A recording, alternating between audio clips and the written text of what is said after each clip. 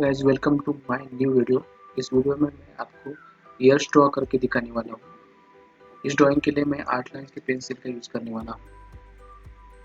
इस पेंसिल से किस तरह से ड्राइंग होती है इस वीडियो में मैं आपको दिखाऊंगा। इस पेंसिल की प्राइस है 70 रुपये।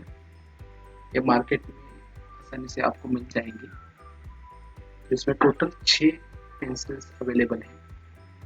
ड्राइंग के लिए मैं इरेजर्स का भी यूज़ करने वाला हूँ। किस तरह से ये ड्राइंग होती है देखेंगे।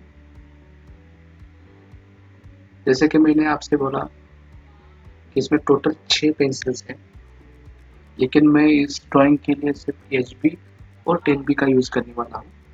एचबी जो है वो आउटलाइंस के लिए और डार्क एरिया के लिए एरियाज के लिए मैं 10B का यूज़ करने वाला हूँ। टोटल इसमें HB 2B 4B 6B 8B और 10B पेंसिल्स अवेलेबल है। तो लेट्स सी किस तरह से होती है। पहले मैं आउटलाइंस ड्रॉ करके दिखाऊंगा एचबी पेंसिल का यूज़ करके।